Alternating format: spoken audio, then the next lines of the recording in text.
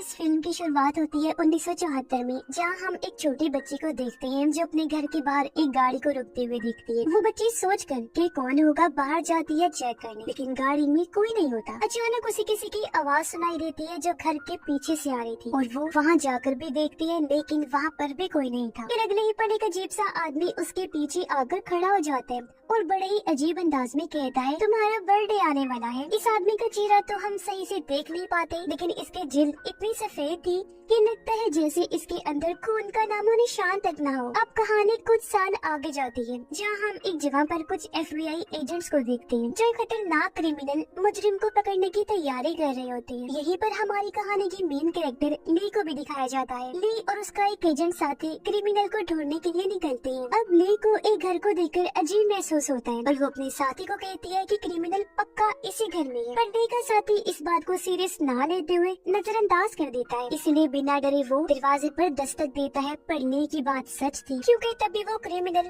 दरवाजा खोलकर एजेंट को शूट करके मार देता है। पर ली ठीक टाइम पर छुप गई थी। कुछ देर बाद वो डरते हुए घर के अंदर जाती है। एक जगह पर उसे क्रिमिनल बैठा हुआ दिख भी गया, जिस पर गन पॉइंट करके वो सरेंडर करने को कहती है, यानी उसे उनके हवाले करने का। तब क्रिमिनल सरेंडर कर भी देता है और ली उसे पकड़कर FBI के हवाले कर देती है। अब हम देखते हैं कि ली का एक जिस्मानी टेस्ट लिया जाता है, जिसमें पता चलता है कि उसके पास कुछ दिमागी ताकतें हैं, जिनकी वजह से उसे उस क्रिमिनल का पता लग गया था कि वो कहाँ है, यानी कि जिस इंसान को भी ढूंढना चाहे, ली अपनी पावर से उसकी मौजूदगी का एहसास करके उसके बारे में बता सकती है। अब ली अपने सीनियर एजेंट कार्टर और उसके साथी के साथ कार में बैठी होती है। इन्होंने अपनी गाड़ी एक घर के बाहर रोकी हुई थी। सीनियर एजेंट कार्टर बताता है कि इस घर में एक फैमिली रहा करती थी, जो लोग बहुत खुशी से अपनी जिंदगी गुजार रहे थे। पर एक दिन फैमिली की हेड को पता नहीं क्या हुआ, उसने अपनी वाइफ और बच्चे को मार डाला। इसके बाद उसने अपनी भी जान ले ली। अब ऐसा सिर्फ उनके साथ ही नहीं हुआ, बल्कि पिछले कुछ सालों में बहुत सारे फैमिलीज के साथ बिल्कुल ऐसा ही हुआ है। फैमिली के हेड को कुछ होता है जिसमें वो सबको मारने के बाद खुद को भी खत्म कर लेता है। अब उन सारी फैमिलीज के घरों में से एक खत मिलता है, जिसमें कुछ अजीब कोड्स लिखे होते हैं। खत के आखिर में एक नाम भी लिखा होता है, लॉन्ग लेग्स। सारी खतों की राइटिंग भी एक जैसी ही थी, यानी लॉन्ग लेग्स नामी ये कोई शख्स है जो फैमिलीज के फादर के साथ कुछ करता है, जिससे वो सबको मारने के बाद अपनी भी जान ले लेता है। अब FBI को आज तक पता नहीं चला कि आखिर ये लॉन्ग लेग्स कौन है, क्योंकि उसे कभी भी किसी ने नहीं देखा था। तो इसलिए अब वो चाहते थे कि ली इस केस को हल करे अपनी पावर्स की मदद से। ली ये देखकर हैरान होती है कि हर फैमिली में एक चीज सेम है, कि हर फैमिली में 9 साल की बच्ची होती है जिसकी बर्थडे 14 को ही होती है। अब ली एक बार फिर इन सभी सबूतों को इकट्ठा करती है। उसे पता चलता है कि जब फैमिलीज की मौत होती है तो इन सब के पीछे की वजह जो इनको खत लिखता है, यानी लॉन्ग लेग्स, वो उस घर में मौजूद नहीं होता। जिसका मतलब साफ था कि कोई तो ऐसा इंसान है जो इस काम में लॉन्ग लेग्स की मदद कर रहा था। खैर अब कार्टर ने ज्यादा ही शराब पी ली थी, इसलिए ली उसे गाड़ी के जरिए घर छोड़ने जाती है, जहाँ वो कार्टर की वाइफ और बेटी से मिलती है। कार्टर की बेटी उसे अपना रूम दिखाती है और कहती है कि मेरी बर्थडे आने वाली है, तो आप जरूर आइएगा। अब ली अपने घर वापस आती है और अपनी मॉम को कॉल करती है। हमें यहाँ पता चलता है कि ली का भी बर्थडे आने वाला है, लेकिन फिर अचानक कोई उसके घर का दरवाजा जोर जोर से पीटने लगता है। ली जैसे चेक करने जाती है, उसे वहाँ कोई नहीं मिलता। जैसे ली खिड़की से बाहर देखती है, उसे एक अजीब परछाई दिखती है। ली घबराते हुए अपनी गन उठाती है और दरवाजा खोलकर बाहर जाती है, लेकिन वो परछाई वहाँ से गायब हो चुकी थी। अचानक उसे अपने घर के अंदर किसी की मौजूदगी महसूस होती है। जब ली वापस अंदर आती है तो वहाँ कोई नहीं होता सिवाय एक खत के, जो वहाँ न जाने किसने रख दिया था। उस लेटर पर लिखा होता है कि इसे 14 जनवरी से पहले मत खोलना, क्योंकि 14 जनवरी को ही ली की बर्थडे थी। ली से रहा नहीं गया और वो उस खत को खोल लेती है जिसमें लिखा था हैप्पी बर्थडे। साथ ही में वही कोड्स भी लिखे हुए थे जो उन फैमिलीज के खतों में भी थे, जिसका मतलब था कि ये खत भी लॉन्ग लेग्स ने ही रखा है। अब ली भी उन कोड्स को डिकोड करने लगती है ताकि समझ सके कि इनका क्या मतलब है। पर इतने में ही एजेंट कार्टर की कॉल आ जाती है और वो उसे एक नई क्राइम सीन पर बुलाता है। ये क्राइम सीन भी बहुत खौफनाक था, जहाँ लॉन्ग लेग्स ने एक और फैमिली को बहुत ही बेरहमी से मारा होता है। इस फैमिली को मरे हुए 1 महीना हो चुका था और इनकी लाशें बुरी तरह से सड़ चुकी होती। यहाँ भी वही पैटर्न मिलता है, जिसमें एक 9 साल की बच्ची थी और वो 14 तारीख को अपना बर्थडे मनाने वाली थी। कार्टर ये सब देखकर काफी डिस्टर्ब हो जाता है, क्योंकि ये पैटर्न अब खत्म होने का नाम ही नहीं दे रहा था। अब ली अपनी माँ को कॉल करके कहती है कि वो कुछ दिन तक मसरूफ रहेगी और हम सीधा बर्थडे पर ही मिलेंगे, लेकिन मॉम उसे कहती है कि बेटा रोज गॉड से प्रेयर्स किया करो, दुआएं मांगा करो, क्योंकि प्रेयर्स ही हमें डेविल शैतान से महफूज रखती हैं। ये बात को नजरअंदाज करते हुए कहती है उसे सब याद है और वो फोन रख देती है। अब ली वापस से अपने केस पर ध्यान लगाती है, उसे हल करने की कोशिश करती है। वो सभी सबूतों की तारीखों को कैलेंडर में मार्क करती है, निशान लगाती है, जहाँ उसे एक अजीब पैटर्न मिला जो एक उल्टे ट्रायंगल की शक्ल बनाता है, जो कि डेविल शैतान का एक निशान होता है। ये पैटर्न नामुकम्मल था। अब उसे मुकम्मल करने के लिए एक तारीख गायब थी और वो थी 13 तारीख, यानी आने वाले महीने की 13 तारीख को लॉन्ग लेग्स दोबारा किसी फैमिली का खून करने वाला था। ये सारी बातें कार्टर को बताती है और उसे कहती है कि लॉन्ग लेग्स ने अपने खत में बार बार लिखा है कि उसे कैमरा फैमिली को मारने में सबसे ज्यादा मजा आया था। कैमरा फैमिली कुछ सालों पहले मार दी गई, जहाँ फैमिली हेड ने अपनी पूरी फैमिली को तो मार ही डाला था, पर साथ में एक प्रीस्ट को भी कत्ल कर दिया था जो उनके घर में आया हुआ था उस टाइम। मगर फैमिली हेड की बेटी जिसका नाम कैरी था वो बच गई थी, क्योंकि वो उस टाइम स्कूल गई हुई थी और फिलहाल वो एक मेंटल असाइलम में। ये सुनने के बाद ली और कार्टर उस फार्म हाउस पर जाते हैं जो कैमरा फैमिली का था। वहाँ कुछ देर खोजने पर उन्हें एक ताबूत मिलता है जिसमें एक डॉल थी जो बिल्कुल कैरी जैसी लग रही। डॉल को चेक करवाने पर पता चलता है कि ये डॉल किसी ने हाथों से बनाई है और इसके सर में एक मेटल की बॉल है। इसे छूने पर ली को अजीब सी वाइब्रेशन महसूस होने लगती है। इन वाइब्रेशंस की वजह से ली को कुछ अजीब ख्याल आती है, इसमें वो कुछ सांप देख रही होती है। उसे ये भी एहसास होता है कि ये डॉल किसी तरह से बुरी ताकत से जुड़ी हुई है। इसके बाद एक फ्लैशबैक दिखाया जाता है, इन्हें पास्ट का गुजरा हुआ सीन, जिसमें हम लॉन्ग लेग्स को ये डॉल बनाते हुए देखते हैं, यानी कि इन डॉल्स का बनाने वाला भी लॉन्ग लेग्स ही था। इसके बाद हम लॉन्ग लेग्स को देखते हैं, जहाँ हम पहली बार उसका चेहरा देख पाते हैं जो वैसा ही सफेद था जैसा हमने कहानी की शुरुआत में देखा था। अब लॉन्ग लेग्स एक शॉप में जाता है कुछ सामान खरीदने। वो वहाँ अजीब हरकतें करने लगा और काउंटर पर बैठी लड़की से उसकी बर्थडे की डेट पूछता है। लड़की के सामने भी वो अजीबोगरीब हरकतें कर रहा था, जिसके बाद वो वहाँ से कहीं जाने लगता है। अपनी गाड़ी में बैठकर वो जोर जोर से चीखने लगता है जैसे कि वो बहुत गुस्से में हो, शायद इस बात से कि उस लड़की की बर्थडे डेट 14 नहीं है। दूसरी तरफ ली और कार्टर कैरी से मिलने मेंटल असाइलम जाते हैं, जहाँ उन्हें पता चलता है कि कैरी की हालत पिछले 20 सालों से बहुत खराब थी। ना वो किसी सवाल का जवाब देती और ना ही कोई रिस्पॉन्स करती, इन्हें कोई भी हरकत। लेकिन कल का दिन अलग ही था, क्योंकि 20 सालों में पहली बार कोई उससे मिलने आया और कैरी अचानक से बिल्कुल ठीक हो गई थी और बातें भी करने लगी। अब जो शख्स उससे मिलने आया उसने अपना नाम रजिस्टर में ली लिखवाया था, लेकिन ली तो आज पहली मर्तबा यहाँ आई थी, जो बात काफी अजीब थी। इसे वो दोनों भी चौंक जाते हैं, पर गौर करने पर वो समझ जाते हैं कि लॉन्ग लेग्स था जो ही कैरी से मिलने आया और उसे ठीक कर दिया। पर उसने पकड़े जाने की ड्रेस से अपना नहीं बल्कि ली का नाम लिखवा दिया। ली अब कैरी से मिलती है और उससे कुछ सवाल करती है। अब एक फ्लैशबैक में दिखाया जाता है कि कैरी के डैड ने किस तरह पहले उस प्रीस्ट को मारा और फिर अपनी वाइफ को भी। ये सारा नजारा हम उस डॉल के नजरिए से देख रहे हैं जो वहाँ घर में पड़ी थी। ली कैरी से पूछती है कि कल उससे मिलने कौन आया था। कैरी कहती है कि जो भी आया था मैं उस शख्स को कभी नहीं भूल सकती और उसकी किसी भी बात को मानने के लिए मैं तैयार हूँ। अगर वो कहे कि ली को मार दो मैं फौरन ये काम कर दूंगी, और अगर वो कहे कि मैं छत से कूद जाऊँ तो बिना देरी किए खुशी खुशी मैं ये काम भी कर दूंगी। कैरी यहाँ किसी मिस्टर डाउनस्टेयर्स का भी नाम लेती है, लेकिन वो कौन है ये फिलहाल हमें नहीं बताया जाता। मगर ली फिर कैरी से डॉल के बारे में पूछती है और वो कहती है कि उसे डॉल के बारे में सब कुछ भूल गया जैसे कि तुम भूल गई हो। फिर अब इसके बाद ली कार्टर से मिलती है और कहती है कि शायद इन डॉल्स में कुछ ऐसा है जो इन कत्लों की वजह बनता है, क्योंकि हर मरने वाली फैमिली के पास ये डॉल होती है उनकी बेटी की शक्ल में।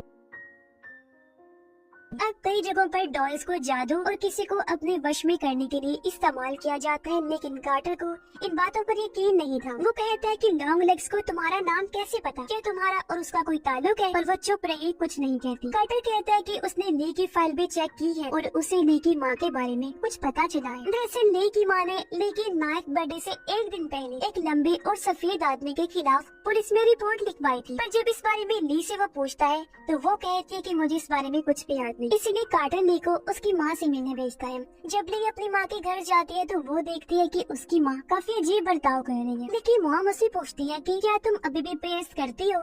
इस पर ली जवाब देती है कि नहीं, क्योंकि प्रेयर्स से मुझे डर लगता है। ये सुनते ही उसकी मॉम जोर से हंसने लगी और कहती है कि तुमने सही कहा, प्रेयर्स किसी काम की नहीं होती। जो बात काफी अजीब थी, क्योंकि उसका पहले गॉड और प्रेयर्स पर यकीन था, पर अब उसका नजरिया बदल गया था। इसके बाद ली किचन में जाती है और उसे बेसमेंट में से एक कीड़ा निकलता हुआ नजर आता है। इसे देखते ही ली को फिर से फ्लैशबैक दिखाई देते हैं, जिसमें वो फिर से उन्हीं सांपों को देखती है, फिर खुद को अपनी माँ के साथ पाती है। यहाँ छोटी ली को हम देखते हैं और पता चलता है कि मूवी की शुरुआत में हमने जिस बच्ची को देखा था वो ली ही थी। सीन वापस से प्रेजेंट टाइम यानी मौजूदा वक्त में आता है, जहाँ ली अपनी माँ से अपने 9th बर्थडे के बारे में और उस आदमी के बारे में पूछती है जो उससे मिलने आया था। यानी कि वही सफेद आदमी जो था तो लॉन्ग लेग्स, लेकिन ली इस बारे में नहीं जानती थी। लेकिन उसकी माँ इस बात को टाल नहीं रखती है, जैसे वो सब कुछ जानती है लेकिन बता नहीं सकती। वो सिर्फ इतना कह देती है कि उसकी बर्थडे वाली सारी चीजें उसके कमरे में अभी तक संभाल के रखी हुई। इसलिए ली अपने कमरे में चली जाती है और वहाँ उसे एक बॉक्स मिलता है जिसमें उसकी खींची हुई फोटोज थी और उन्हीं में उसे लॉन्ग लेग्स की फोटो भी मिल जाती है,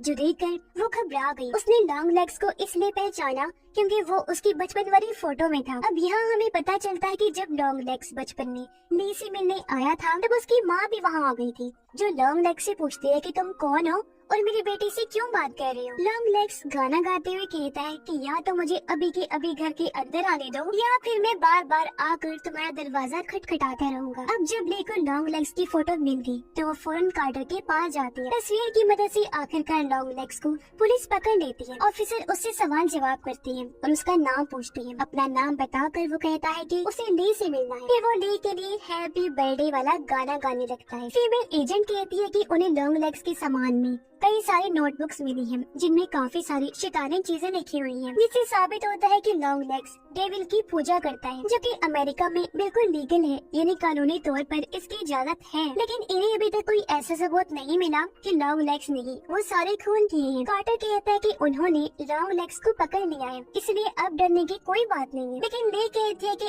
अब भी लॉन्ग लेग्स का एक साथी बाहर घूम रहा है जिसके बारे में हमें कुछ नहीं पता, और वो ट्रायंगल पूरा होने में 13 तारीख चाहिए थी, जो आज की डेट है, जिसका मतलब है कि लॉन्ग लेग्स का साथी आज किसी न किसी को तो जरूर मारेगा। ली लॉन्ग लेग्स से मिलने जाती है और उसे फिर से अपना बचपन याद आता है जब लॉन्ग लेग्स ने कहा था कि वो मिस्टर डाउनस्टेयर का दोस्त है। अब ली लॉन्ग लेग्स के पास जाकर उससे पूछती है कि तुम्हारा साथी कौन है और डाउनस्टेयर्स के बारे में भी पूछती है कि वो कौन है। लॉन्ग लेग्स बोलता है कि इस बारे में तुम अपनी माँ से क्यों नहीं पूछ लेती, वो ज्यादा अच्छे जवाब देगी तुम्हें। जिसके बाद वो यहाँ कुछ क्लोज इशारे वगैरह देता है जिनके बारे में हमें आगे पता चलेगा, लेकिन वो सारे ही क्लोज बहुत चौंका देने वाले। अपनी माँ का नाम सुनकर ले कहती है कि इन सब में मेरी माँ का क्या लेना देना, वो तो कुछ नहीं जानती इस बारे में। जिसके बाद लॉन्ग लेग्स हेल सेटन यानी कि डेविल की जे यानी कि शैतान जिंदा है बोलकर अपना सर जोर से टेबल पर मारता है, जिससे उसकी नाक और जबड़ा टूट जाता है और खून में वो भर जाते हैं और वही उसकी मौत हो गई। वही कार्टर बताता है कि कैरी ने भी मेंटल असाइलम से कूदकर अपनी जान दे दी है। अब ली और फीमेल एजेंट ली की माँ के पास जाते हैं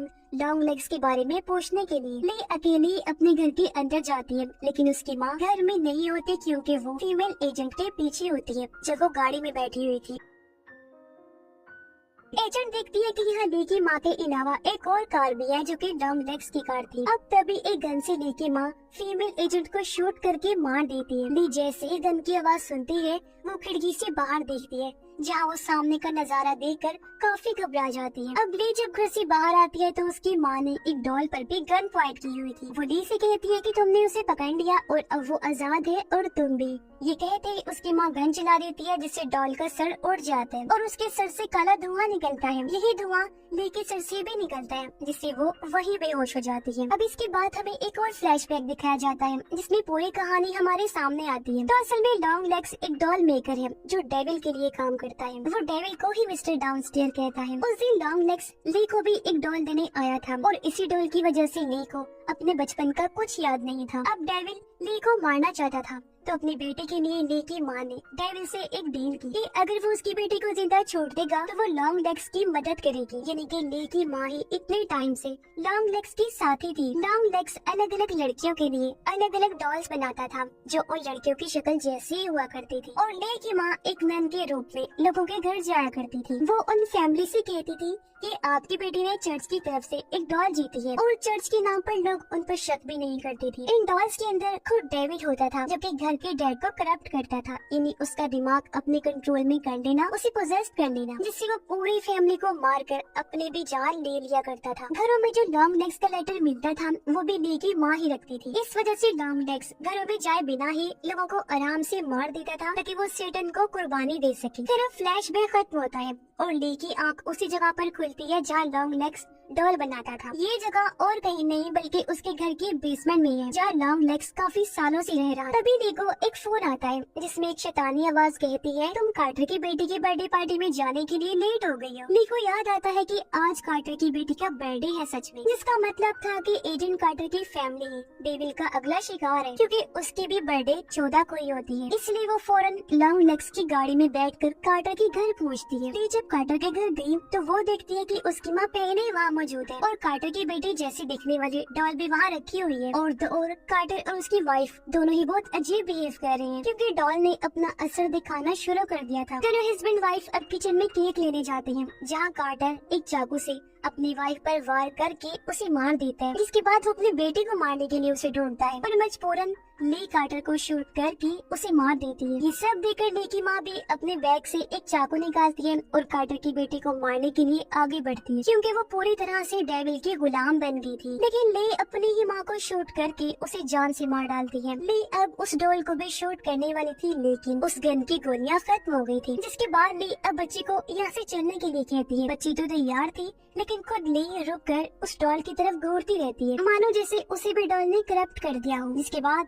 हम लॉन्ग लेग्स को देखते हैं। जी हाँ, वो मरा नहीं था, अभी जिंदा था, जो कह रहा होता है हेल सेटन और बुरी तरह हंसने लगता है, जिससे हम समझ पाते हैं कि कुछ भी खत्म नहीं हुआ, बल्कि फैमिलीज की मौतों का सिलसिला तो एक बार फिर शुरू होने वाला है, क्योंकि लॉन्ग लेग्स भी जिंदा है और लेके हाव भाव देकर लग रहा है इसे वो भी करप्ट हो गई है और अब अपनी माँ की तरह वो भी लॉन्ग लेग्स का साथ देगी। क्योंकि ली की बर्थडे भी 14 को होती थी तो इसलिए डेविल उसे मारना चाहता था, पर क्योंकि उसकी माँ ने शैतान से डील कर ली थी इसलिए उसने ली को नहीं मारा, क्योंकि उसकी माँ लॉन्ग लेग्स का साथ दे रही थी। पर अब वो ये काम उसकी माँ की जगह ली से करवाने वाला था और इसी भयानक एंडिंग के साथ ही ये कहानी इधर ही खत्म हो जाती है।